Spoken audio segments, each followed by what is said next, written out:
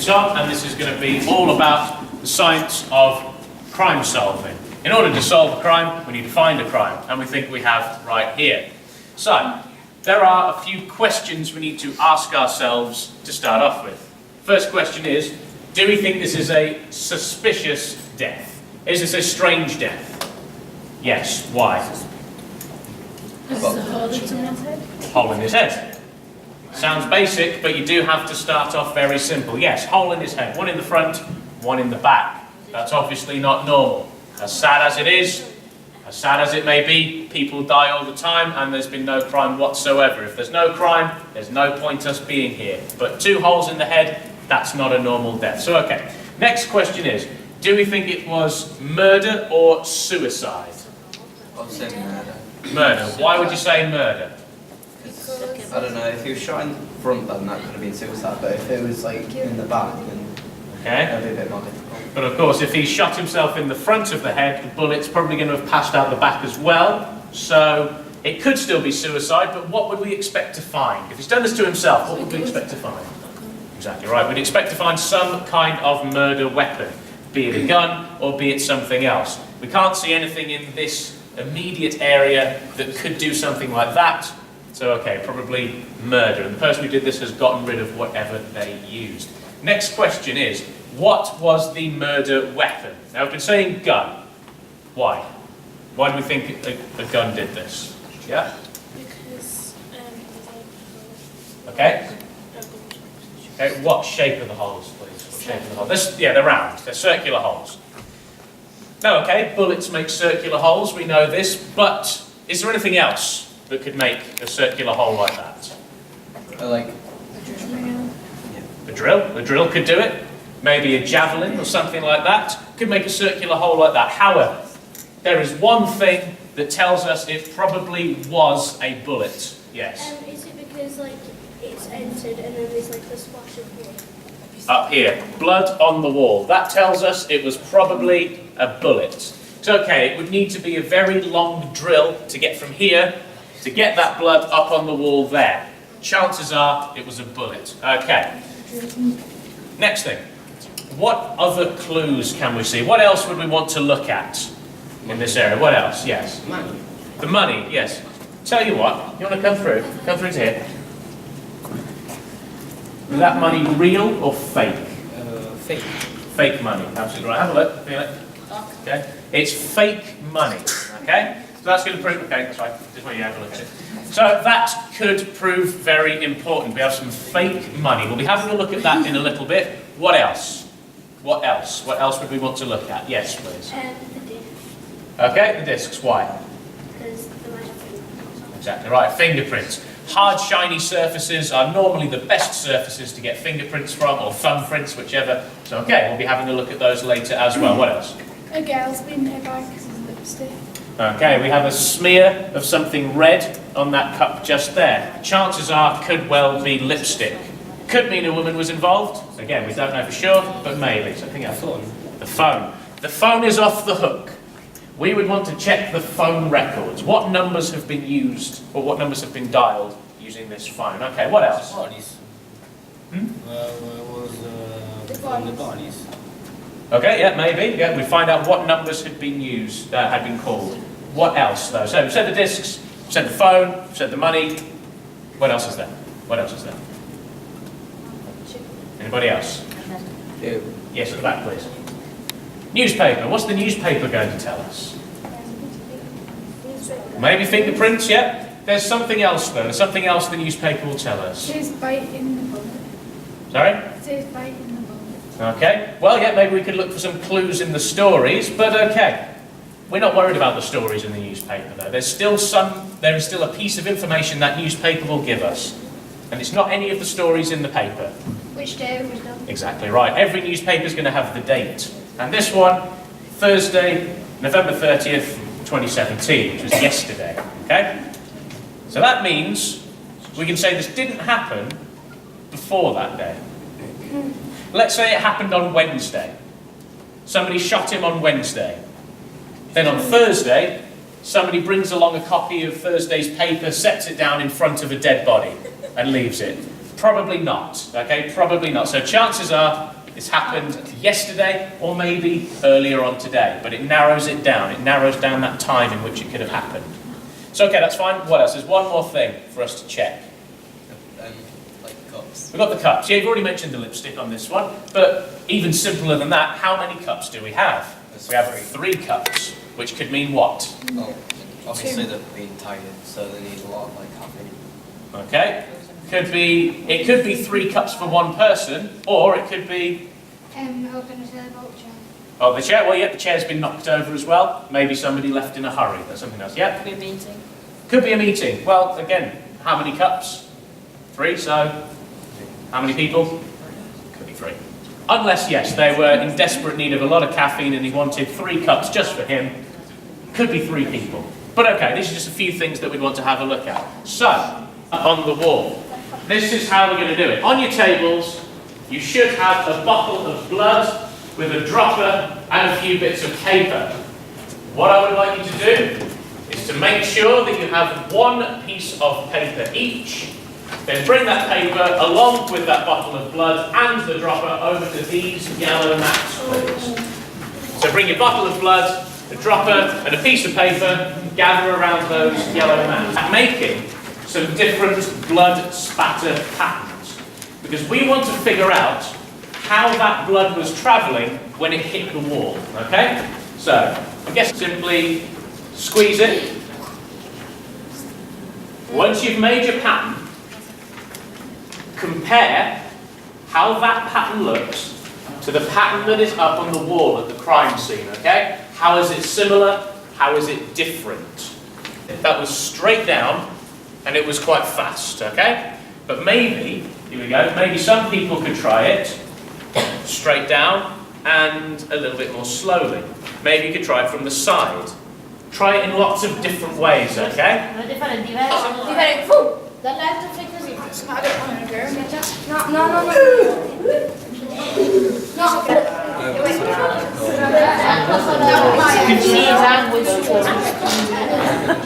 Moving fast or slow when it hit that wall?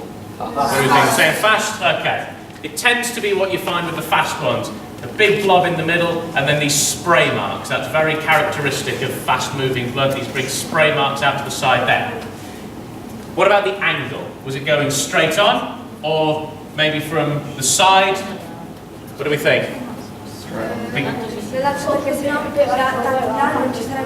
little bit down, a little bit up. Which way do we think? Up a bit. Travelling up a bit, yeah? Maybe up a little bit because we can see there's slightly more spray coming up this way, but not much. It's not going to have been moving like that. Maybe that kind of angle, so very slightly upwards. But okay, that's a little bit better. So now we can figure out a couple more things. Firstly, where was our victim when he was shot? Because he probably wasn't like that. If he was like that when he was shot, where would the blood be? Where would we expect that blood to be if he was in that position? A bit higher, exactly right. Because look, we know that bullets travel in straight lines, so that's pretty easy. Straight line from the hole at the front to the hole at the back to the blood. So back a little bit more for me, please. So that string's pulled tight. There we go. Maybe, so moving up a little bit, wasn't it? So that blood was up. Maybe there. We've got a straight line there, maybe? Yeah. So that's straight. Okay. So he was probably sitting up, more in this sort of position, when that bullet passed through his head. The shooter, along this line somewhere. Now we can't say for sure. We don't know if the shooter was standing right next to the table or a little bit further back, but probably along this kind of line here. Your regular standard police officers. They are the ones who are most likely to make first contact with the crime scene. Then you have all the people working in the labs who then figure out what the evidence means. You've got detectives as well. Now our detectives have been out, been interviewing people, and they have come up with this list of suspects. So we have Cutthroat Cooper, Psycho Sue, Shredder Scully, Chopper Cheatham, Hothead Hibbard, Fingers Barrett, and Slasher Sijad. Now as you can see, we have mugshots. We also have thumbprints. Every one of these people already has a criminal record. They're already known to the police. And our detectives think there's a very strong chance that at least one of these people was involved. Taken from the workshop of Cutthroat Cooper, so that's one of our suspects. We found a sample of ink in his workshop. At a holiday home owned by Chopper Cheatham, Psycho Sue and Slasher Sijad. So that's another 3 suspects right there. What you're going to do is to see if there's a match between these inks. But okay, first thing you need to do is this. On your tables, you should have a test tube rack with 3 test tubes in it. What you need to do is to pour some water, you have a bottle of water as well, get some water into those test tubes so that each one is about half full. Once you've done that, in a moment, you're going to come up to that table there and collect your 3 samples of ink. Test tubes, paper goes into the test tube there, so that the paper is just touching the surface of the water, but the ink is not in the water.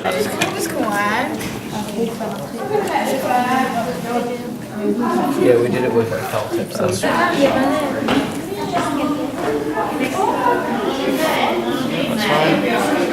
Who claims they were at that crime scene has something to say about it.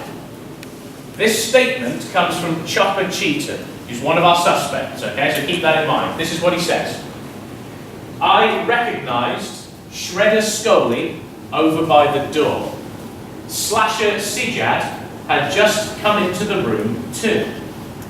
Fingers Barrett was sitting at the table reading the paper. Hothead Hibbert was near the wall, behind the table. I got a phone call and left the room. Next thing, I heard a gunshot. Then I ran off. So in his statement, he has mentioned Shredder Scully, Slasher Sijad, Fingers Barrett, and Hothead Hibbert. That's 4 of our suspects named in this statement. But are we going to believe what he says? Yes or no? Will we believe what he says? Yeah. Yeah? Okay, just going to take it that's exactly what happened. Well, why wouldn't we believe what he says? Yeah? Because he's a suspect. He's one of the suspects, so So he's probably trying to cover up for himself. might be covering up for himself. He might be lying. It's as simple as that. He could be lying. We need to interview other people, see if anything that they say matches up to what he says. Yeah. check the phone. We could check the phone as well. Yes. Monkey business illusion. Count how many times the players wearing white pass the ball. Okay, so just the players wearing white. How many times do they pass the ball? Here we go.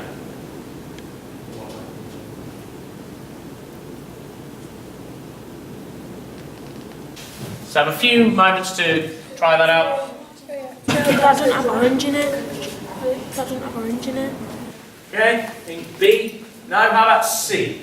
Ink C. Try something else. Now we're going to have a look at those discs, at the prints, okay? The fingerprints and the thumbprints. We'll get 2 discs, okay? Each group will get 2 discs.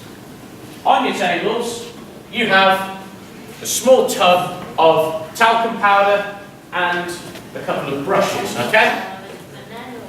Just watch for a moment so you know what you're going to be doing. Going to try dusting for prints. Now, just looking at those discs, it's fairly clear to see that there are prints on them. You can see them quite well, but hopefully dusting for them will bring up the details a little bit more clearly. So, okay, have a look. Get a bit of powder on your brush, and then you tap it down onto the discs, okay? Don't brush the powder on. Don't brush the powder on. Tap it straight down like that, okay? Then, when you've covered those prints with the powder, turn away from everyone else, blow off all that extra powder, okay? And then nice and lightly brush across, okay? Fairly light walls. What you're trying to match is the patterns. These are thumbprints. Thumbprints tend to be one of 2 patterns, either a spiral or something a bit more like a wave, so more of a line. Marks. So are there any scars? Are there any lines? Are there any blank areas? Because you can sometimes get this blank space where there are no lines. Scarred then. There's no one's that look scarred on this. Okay, everyone, let's. Wait, you got Sally and Sid? Those. But okay, DNA, very, very popular evidence because it's easy to spot matches in the patterns that it makes, okay? So what we have right here is some DNA analysis. Some skin cells taken from the handle of that gun. Down at the bottom right, you'll see that it says marker. Marker, okay? Now that's really important. It's really important that we have something in that column. A DNA match for Psycho Sue. Her DNA was found on the handle of that gun.